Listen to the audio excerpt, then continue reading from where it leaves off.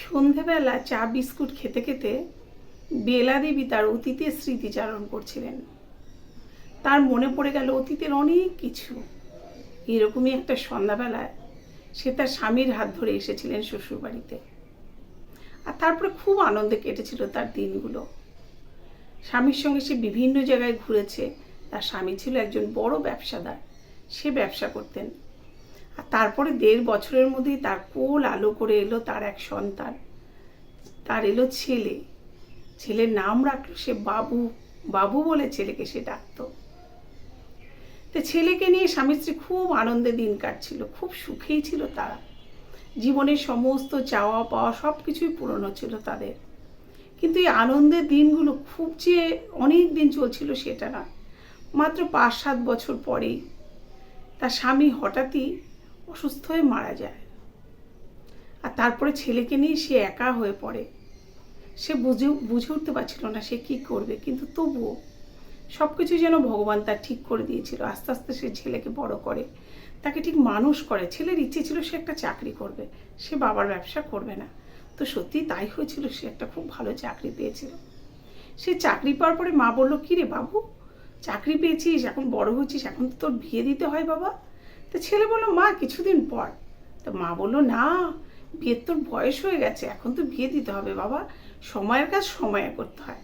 এই বলে মা ছেলেকে বেশ সুন্দরী একটা মেয়ে দেখে বিয়ে দিয়ে দিল।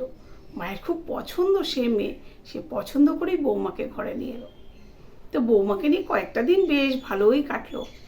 কিন্তু তারপরে হঠাৎই বৌমা যেন দেখা গেল যে শাশুড়িকে ঠিক সে পছন্দ করে না, তার ঠিক ভালো লাগে না শাশুড়িকে। সে যেন একা থাকতে বেশি পছন্দ করে। মানে শাশুড়ি যেন বাড়িটার মধ্যে তার একটা বোঝা মনে হয়। তো এই করে করে টুকটাক অশান্তি হতে শুরু করে।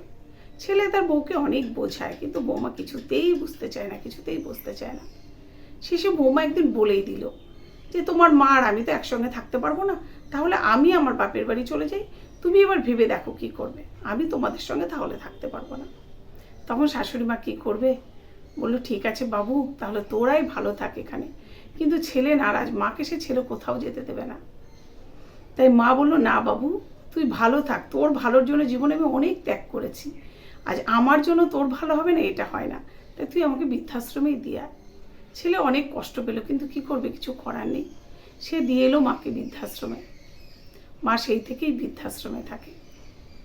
তা সেই সময় হঠাৎই একজন এসে ডাকলো, মাসিমা, আপনার ছেলে এসেছে। বেলা দেবী তো আনন্দে আত্মহারা, ছেলে এসেছে।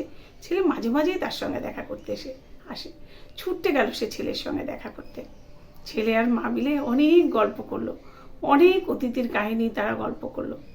ছেলে মাকে বলল, মা, তোমার আমার দিনগুলো কত আনন্দের ছিল মা, আমি খুব হেরে গেলাম মা, আমি তোমাকে ভালো রাখতে পারলাম না, তুমি আমাকে ভালো রাখার জন্য জীবনে অনেক ত্যাগ করেছো, আর আমি তোমাকে ভালো রাখার জন্য কিছুই করতে পারলাম না, আমি হেরে গেলাম মা গো, আমি হেরে গেলাম।